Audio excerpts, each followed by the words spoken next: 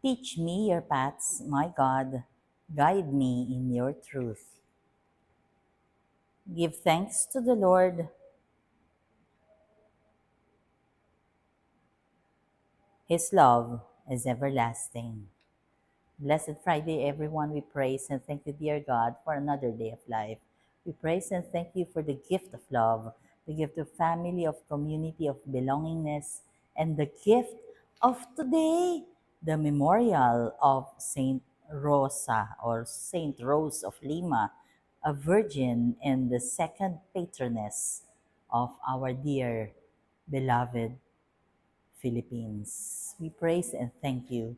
Allow me to read a portion of the gospel. It is all about which commandment is the greatest. You shall love the Lord your God and with all your soul and with all your mind. And the second commandment is you shall love your neighbor as yourself.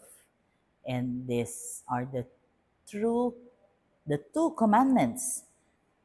The whole law and the prophets depend on these two commandments. So, ang generalization is about loving God and loving your neighbor as yourself. Love is the root word for today. Incidentally, the gospel of love coincides with Saint Rosa de Lima. Why? I will give you the reason bakit. Kasi Saint Rose of Lima loved God. As early as bata pa siya, as early as 7 years old, dinedicate niya na yung kanyang life sa Diyos. Dinedicate niya na ang virginity niya sa Diyos.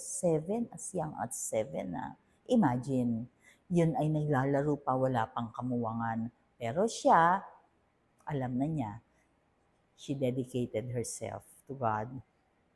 One more thing, she wanted to be a nun.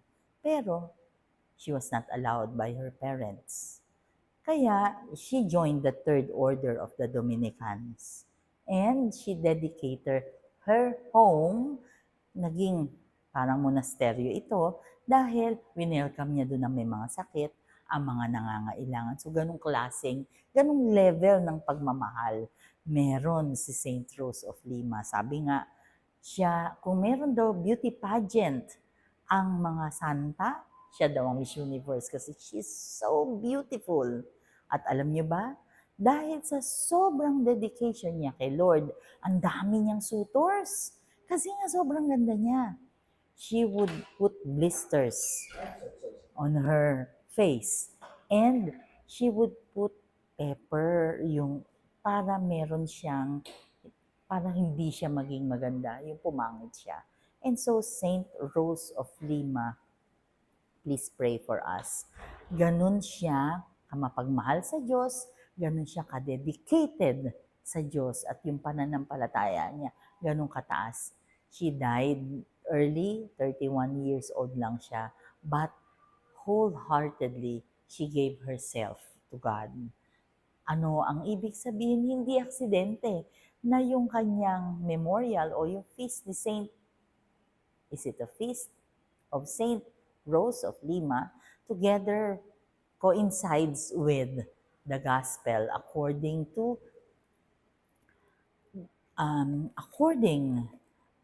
Saint Matthew, yung tungkol sa love God and love your neighbor as yourself, because the epitome of love is Saint Rose of Lima.